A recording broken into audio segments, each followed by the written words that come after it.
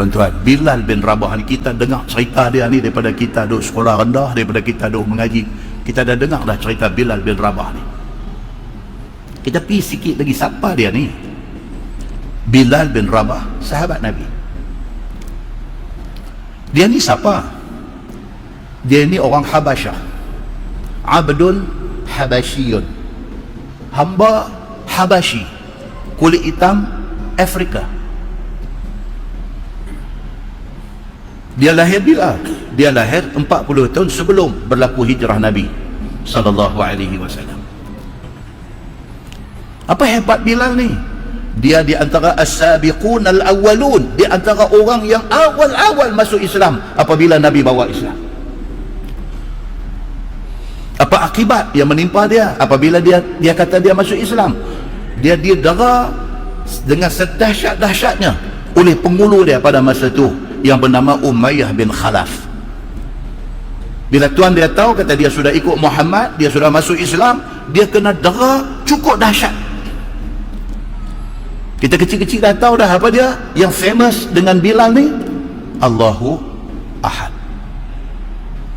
Kenalah macam mana pun, orang heret dia di atas padang pasir yang berbatu tajam, jemuk dia di tengah panas padang pasir, mulut sebut Allahu Ahad.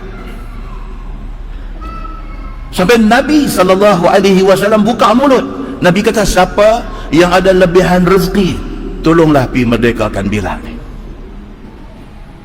Abu Bakar As-Siddiq tak lepas belum dengar Nabi kata, dia terus pergi jumpa Umayyah bin Khalaf. Aku nak beli hamba ni, hang habak berapa pun aku beli. Abu Bakar beli dia, Abu Bakar merdekakan dia. Bermula daripada tu, Bilal terus duduk sebelah kanan Nabi sallallahu alaihi wasallam. Apabila disyariatkan azan, dia orang yang pertama Nabi pilih menjadi muazzin Nabi sallallahu alaihi wasallam. Islam sudah angkat darjat Bilal daripada satu orang hamba abdi, Abdun Habasyiyun, seorang hamba abdi Habasyi, dipandang rendah oleh orang pada masa itu. Allah Subhanahu wa taala angkat dia apabila dia pilih Islam. Bilal sampai jadi orang kanan dan orang kepercayaan Nabi sallallahu alaihi wasallam.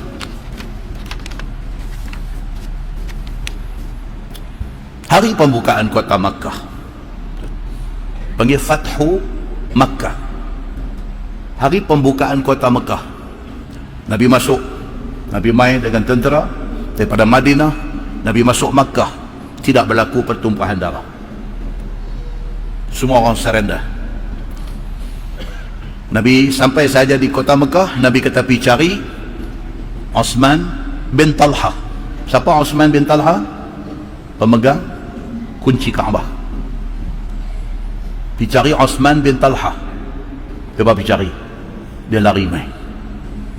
Nabi, Bilal bin Rabah, Usamah bin Zaid, anak angkat Nabi, anak angkat dan juga anak angkat kepada anak angkat Nabi, Usamah bin Zaid bin Harithah.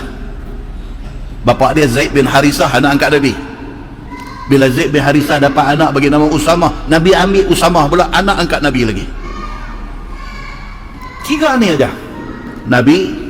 Tuan-tuan, dua ada ramai ni. Sayyidina Abu Bakar ada, Sayyidina Umar ada, Sayyidina Osman ada, Abdul Rahman bin Auf, ramai dua ada. Dia are very selected. Nabi ambil apa? Nabi sendiri, Bilal bin Rabah, Usamah bin Zaid bin Harithah dengan Osman bin Talha, pasti dia pegang kunci. Osman bin Talha tak masuk Islam lagi. Dia buka pintu Kaabah, Nabi masuk, Nabi terus pergi di penjuru Yamani, rukun Yamani.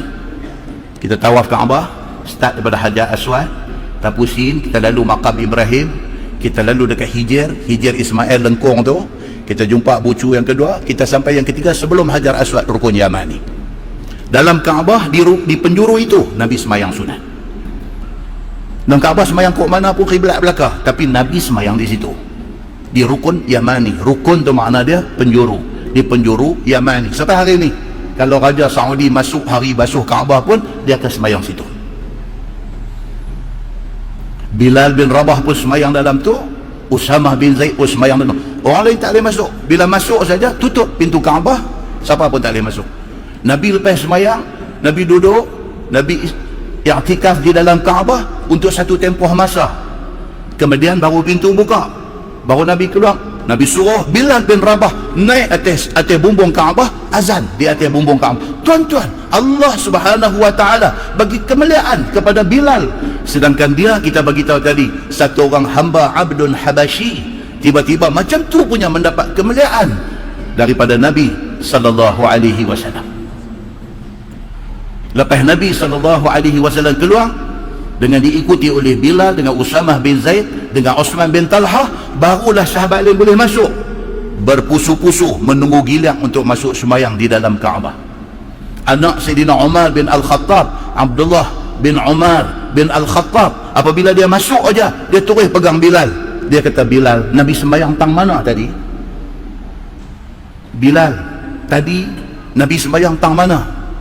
Bilal tunjuk situ, dekat penjuru Yamani. Abdullah bin Umar bin Al-Khattab pergi tang tu semayang. Dia nak ceritanya apa?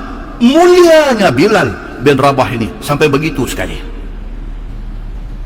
Bila Nabi SAW wafat, ni tuan-tuan, ni nak cerita orang yang Nabi mimpi, Nabi nampak dalam mimpi, macam ni punya hebat mereka. Apabila wafat Nabi SAW, riwayat ada banyak riwayat, sahih, yang tak sahih, yang tokoh tambah, macam-macam. Apabila wafat Nabi SAW, Nabi dah siap dimandikan, Nabi dah siap dikafankan, masuk waktu semayang, Bilal azan, Allahu Akbar, Allahu Akbar, Allahu Akbar, Allahu Akbar, asyhadu an la ilaha illallah, asyhadu an la ilaha illallah. Nak sebut asyhadu anna Muhammadar Rasulullah tak boleh. Pasal apa? Pasal sayang dia dekat Nabi ni. Jasad Nabi dah ada di situ, dah siap kapan, belum dia tak boleh nak sebut asyhadu anna Muhammadar Rasulullah. Dia tak boleh sebut. Dia sebab, dia jadi terbuku, dia terduduk, dia tak boleh sambung. Tuan-tuan, sayang dia kepada Nabi sallallahu alaihi wasallam. Dalam satu riwayat kata apa? Itulah azan last Bilal bin Rabah. Lepas itu dia tidak azan lagi di Madinah. Satu riwayat lagi kata apa? 3 hari selepas itu Bilal masih lagi azan. Selepas Nabi dikebumikan, hari 1, hari 2, hari 3, dan dia tak mau lagi dah. Tak mau lagi dah nak azan. Itu riwayat kedua. Tetapi di kalangan ulama hadis kata hak mula tadi itu yang lebih sahih. Dia azan itu last masa jasad Nabi belum dikebumikan. Selesai semua, dia dah tak boleh duduk Madinah. Bilal bin Rabah tak boleh duduk di Madinah. Pasal apa? Terlampau banyak kenangan sentimental dia dengan Nabi sallallahu alaihi wasallam. Tak boleh. Dia tengok mana tempat pun dalam Madinah tu ada kenangan dia dengan Nabi, dia tak boleh tengok. Dia pergi jumpa Sayyidina Abu Bakar As-Siddiq. Abu Bakar sudah dilantik menjadi khalifah pertama. Dia jumpa Sayyidina Abu Bakar As-Siddiq, Bilal ni. Dia kata, wahai Abu Bakar, ya Abu Bakar, aku nak ikut tentera yang nak pergi ke Syam. Abu Bakar tanya dia pasal apa? Dia kata, aku nak berbakti untuk agama. Aku nak ikut tentera, nak pergi jaga di perbatasan, di sempadan, nak jaga. Abu Bakar kata, tak boleh. Hang tak boleh pergi. Dia dengar Abu Bakar kata tak boleh pergi.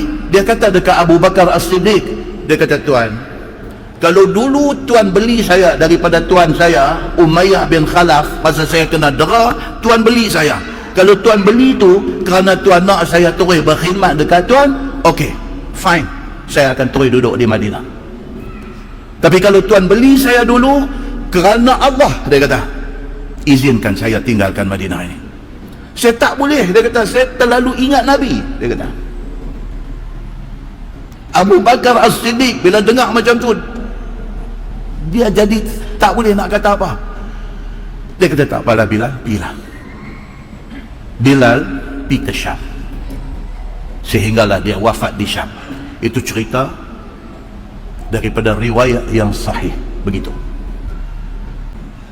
muslimin dan muslimat yang dirahmati Allah sekalian, begitulah figure yang disebut oleh Nabi sallallahu alaihi wasallam di dalam mimpi dia, yang apabila Nabi mimpi masuk syurga, yang pertama dia nampak Rumaisah. Siapa dia? Dia ni Ummu Sulaim. Siapa? Dia ni mak kepada Anas bin Malik. Lepas itu apa? Lepas itu dengar tapak kaki Bilal. Lepas itu apa? Lepas itu nampak satu istana yang megah hebat. Siapa punya? Itu kepunyaan Umar bin Al-Khattab radhiyallahu anhu.